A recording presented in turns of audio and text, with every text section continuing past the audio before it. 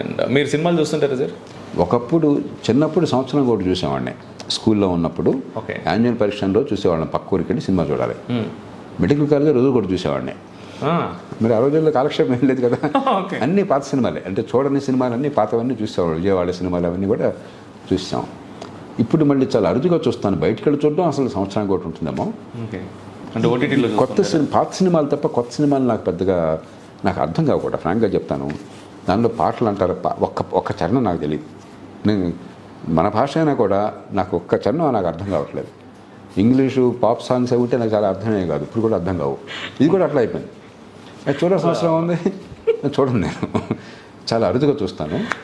మంచి సినిమాలు పాత ఉంటే, లేకపోతే గ్లోబల్ స్టాండర్డ్స్తో కదా మంచి సినిమా ఉన్న పేరు వస్తే, మంచి హాస్యం ఉంటే నాకు హాస్యం చాలా ఇష్టం. హాస్యం అంటే నాకు ప్రాణం. ఓకే. హాస్యం ఉంటే నేను చూస్తాను.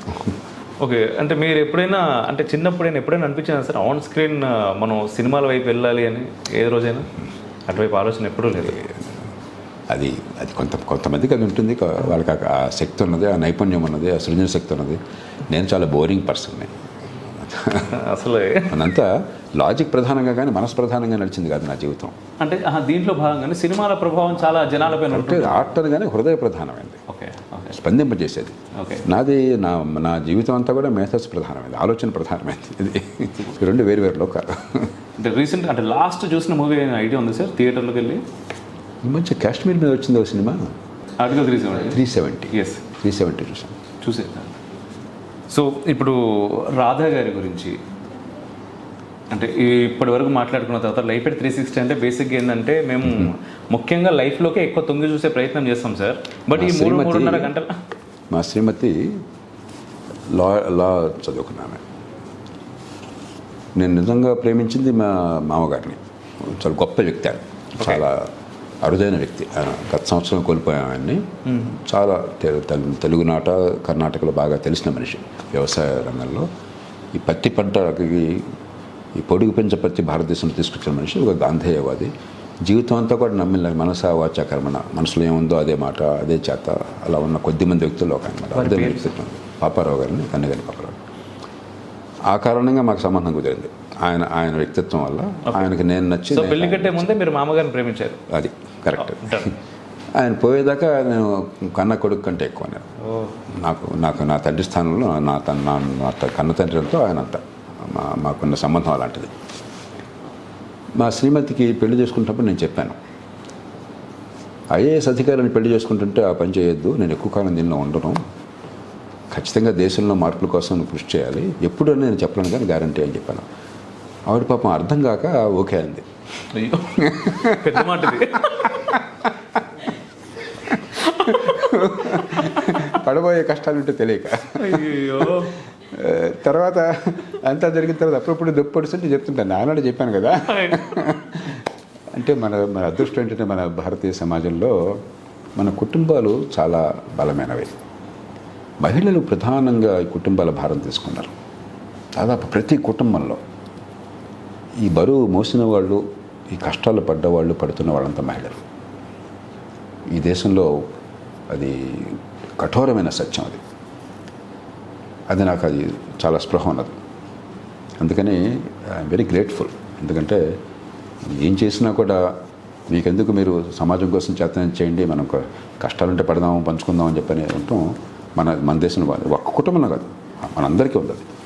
అందుకే నేను ఇందాక మొదట్లో చెప్పాను, మనలో ఉన్న గొప్పతనాన్ని మనం గుర్తించట్లా, మన అదృష్టాన్ని అవకాశాన్ని గుర్తించట్లా. అలాగే ఆ అదృష్టం అవకాశం ఉన్న వాళ్ళు నేను కూడా ఒకడిని. అందుకు ప్రధానంగా ఆ పాత్ర మా శ్రీమతిది, పిల్లలది. పిల్లలు ఏం చేస్తున్నారు? పిల్లలు అబ్బాయి ఏమో చదువుకుని ఇండియాలోనే కంపెనీలో ఎలక్ట్రానిక్ కంపెనీలో పనిచేస్తున్నారు. అమ్మాయి ఏమో ఎంబీబీఎస్ మన గాంధీ మెడికల్ కాలేజ్లో చేసింది.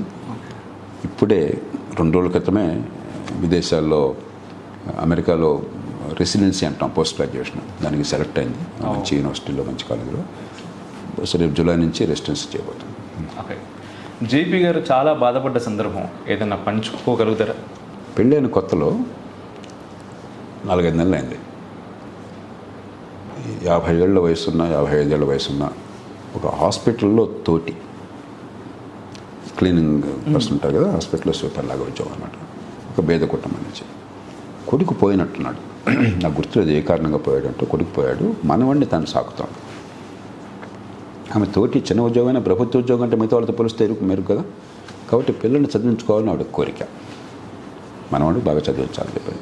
అప్పటికే గవర్నమెంట్ స్కూల్లో చదువు ఉండదు నమ్మకం. 83లో ఇది జరిగింది. 83, 84, 84 తొలి దశలో కానీ కరెక్ట్గా చెప్పలేకపోతాను. 83లో చివరిలో కానీ 84 మొదట్లో కానీ ఆ 3-4 నెలల కాలంలో జరిగింది. కాబట్టి ప్రైవేట్ స్కూల్కి పంపించాలి. అక్కడ ఒక మిషన్ స్కూల్ ఉంది, క్రిస్టియన్ మిషన్ స్కూల్ ఒకటి ఉంది, పెద్ద బొడ్డేపల్లి అని చెప్పి నా సబ్ కలెక్టర్ బంగ్లా ఉన్నటువంటి గ్రామం అనమాట అది. అక్కడ మిషన్ స్కూల్లో అడ్మిషన్ కోసం అప్లై చేసుకుంది. మరి ఏమవుతుంది, ప్రైవేట్ స్కూల్లో మిషన్ స్కూళ్ళల్లో సీట్లు తక్కువ ఉంటాయి, డిమాండ్ ఎక్కువ ఉంటుంది. డిమాండ్ ఎక్కువ ఉంటే ఎవరికి ఇస్తారు వాళ్ళు? కాస్త చదువుకున్న వాళ్ళు, ఇంగ్లీష్ మాట్లాడే పిల్లల తల్లిదండ్రులు. సహజంగా అంతా 10 మంది అయితే 10 మందిలో ఇద్దరు నేర్చుకున్నప్పుడు ఏమో మా అది కాదు, బేద కుటుంబం తోటి ఆ పిల్లడికి సీట్లు రాలా.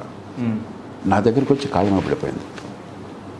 ఫీజు కూడా కడతాను సార్, మాకు మనవాడికి సీట్ కావాలి సార్ అని చెప్పని వెక్కి ఏడ్చాను అమ్మోక. నేను ఈ దేశంలో ఒక నిరుపేద కుటుంబంలో పిల్లలు చదువుకోవాలని చెప్పంటే కన్నీళ్లు కార్చి ఏడ్చి కాళ్ళ మీద పడే పరిస్థితి ఉందని చెప్పంటే ఎంత సిగ్గుపడే సమాజం ఇది.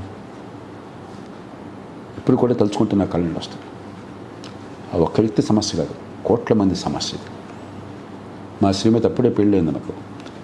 ఆవిడ కంగారు పడిపోయింది, ఏంటిది ఈ పిచ్చేంటి, ఈ కన్నీళ్ళు ఏమిటి, ఏడిపోయింటి అని చెప్పాను.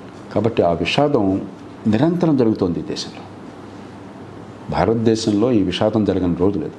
కోట్ల మంది తమ పిల్లల భవిష్యత్తును కాపాడుకోవడం నాకు తెలియక అలసిపోతున్నారు, భయపడిపోతున్నారు. అందుకే విద్యను గురించి ఇందాక మనం మాట్లాడుకుందాం.